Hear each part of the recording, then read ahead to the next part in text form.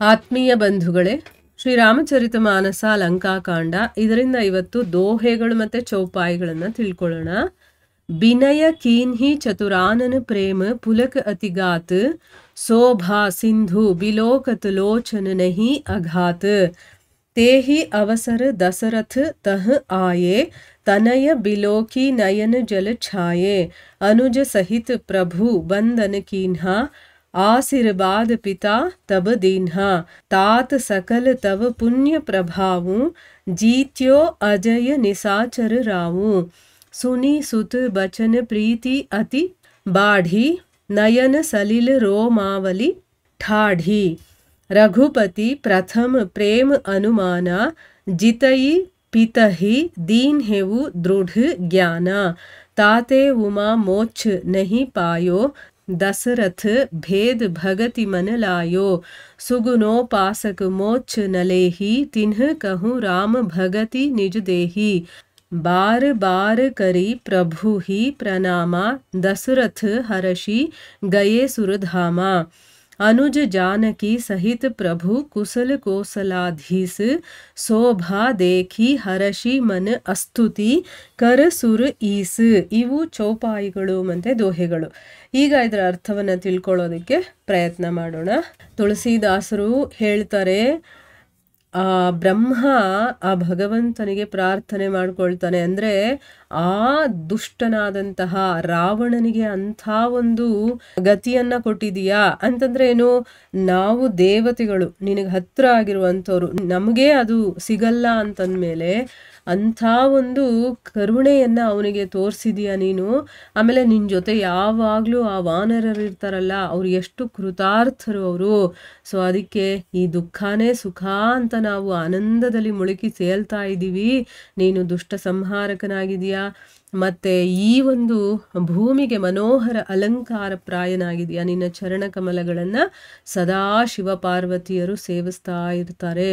ನಿನ್ನ ಪಾದ ಪದ್ಮಗಳನ್ನು ಸೇವಿಸುವಂತಹ ಅನನ್ಯ ಭಕ್ತಿಯನ್ನು ನನಗೆ ಕರುಣಿಸು ಅಂತನ್ಬಿಟ್ಟು ಬ್ರಹ್ಮ ಪ್ರಾರ್ಥನೆಯನ್ನು ಮಾಡ್ಕೊಳ್ತಾನೆ.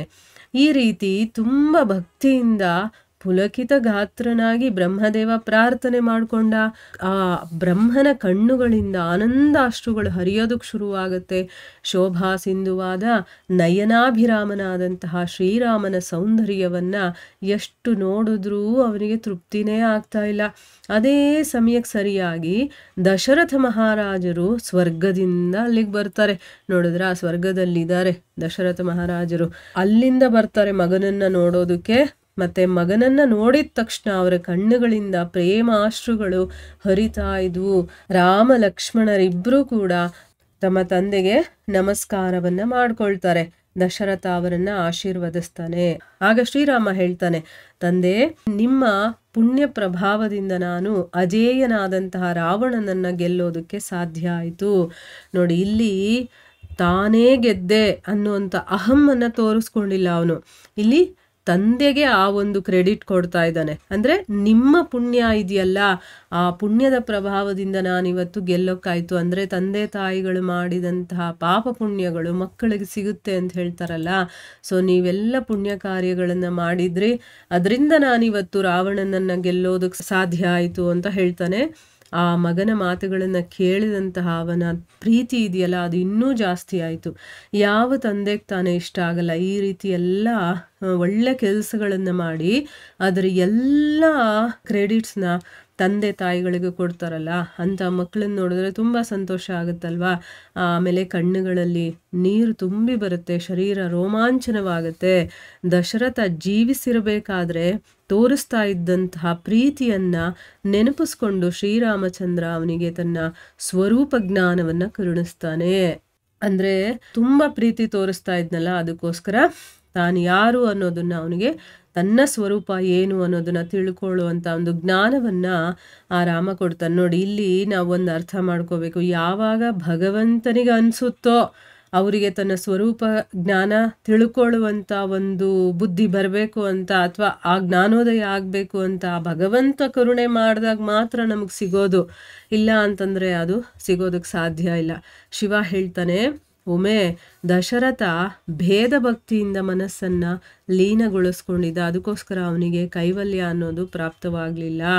ಮಾಯಾರಹಿತನೂ ಸಚ್ಚಿದಾನಂದ ಸ್ವರೂಪನೂ ದಿವ್ಯ ಗುಣಯುಕ್ತನೂ ಆದಂತಹ ಸಗುಣ ರೂಪದ ಉಪಾಸನೆ ಮಾಡುವಂತಹ ಇಂತಹ ಭಕ್ತರು ಮೋಕ್ಷವನ್ನು ಬಯಸೋದೂ ಇಲ್ಲ. ಅಂಥವರಿಗೆ ಆ ಪ್ರಭು ಇದನಲ್ಲ, ಅವನು ತನ್ನ ಭಕ್ತಿಯನ್ನ ದಯಪಾಲಿಸ್ತಾನೆ. ಪ್ರಭುವಿಗೆ ಪದೇ ಪದೇ ನಮಸ್ಕರಿಸಿ ದಶರಥ ತುಂಬ ಸಂತೋಷದಿಂದ ದೇವಲೋಕಕ್ಕೆ ವಾಪಸ್ ಹೋಗ್ತಾನೆ. ಈಗ ಭಕ್ತರಿಗೆ ಈ ಲೋಕ, ಭಗವಂತನ ಲೋಕ, ಅದು ಇದು ಬೇಕು ಅಂತ ಅವ್ರಿಗೆ ಏನು ಇಷ್ಟ ಇರಲ್ಲ. ಅವ್ರಿಗೇನು ಅಂದರೆ ಭಕ್ತಿ ಬೇಕು ಅಷ್ಟೇ, ಭಗವಂತನನ್ನ ಪ್ರೀತಿಸ್ತಾ ಇರಬೇಕು, ಅದೊಂದೇ ಇಷ್ಟ ಇರೋದು. ಅದಕ್ಕೆ ಭಗವಂತ ಯಾರು ಸಗುಣೋಪಾಸನೆ ಮಾಡ್ತಾರೋ ಅಂಥವರಿಗೆ ಭಕ್ತಿಯನ್ನು ಕೊಟ್ಬಿಡ್ತಾನೆ. ಆ ಭಕ್ತಿಯಿಂದನೇ ಅವರು ತಮ್ಮಲ್ಲೇ ತಾವು ಸಂತೋಷವಾಗಿರ್ತಾರೆ. ಸೀತಾ ಲಕ್ಷ್ಮಣ ಸಮೇತನಾದಂತಹ ಕೋಶಲಾಧೀಶನ ಪರಮಶೋಭೆಯನ್ನು ನೋಡಿ ದೇವೇಂದ್ರನ ತುಂಬ ಸಂತೋಷ ಪಟ್ಕೊಂಡು ಹರ್ಷಾತಿರೇಕ ಅಂತ ಹೇಳ್ತಾರೆ ನೋಡಿ. ಅಂದರೆ ಆ ಸಂತೋಷ ತುಂಬ ಅತಿರೇಕಕ್ಕೆ ಹೋದಾಗ ನಮ್ಮ ಮನಸ್ಸಿನಿಂದ ಬೇಕಾದಷ್ಟು ತಂತಾನಾಗೆ ಪ್ರಾರ್ಥನೆಗಳು ಹೊರಗಡೆ ಬರುತ್ತೆ. ಅಂದರೆ ಧನ್ಯವಾದ ಮತ್ತು ಭಗವಂತನನ್ನು ಸ್ತುತಿ ಮಾಡ್ಕೊಳ್ಳೋದು. ಇಲ್ಲೂ ಕೂಡ ಈಗ ಬ್ರಹ್ಮ ಮಾಡಿದ್ನಲ್ಲ ಪ್ರಾರ್ಥನೆ, ಈಗ ದೇವೇಂದ್ರ ಸ್ತುತಿ ಮಾಡ್ತಾನೆ. ಆ ಸ್ತುತಿ ಏನು ಮಾಡ್ತಾನೆ ಅನ್ನೋದನ್ನು ನಾವು ಮುಂದಿನ ಭಾಗದಲ್ಲಿ ತಿಳ್ಕೊಳ್ಳೋಣ. ಹರೇ ಕೃಷ್ಣ.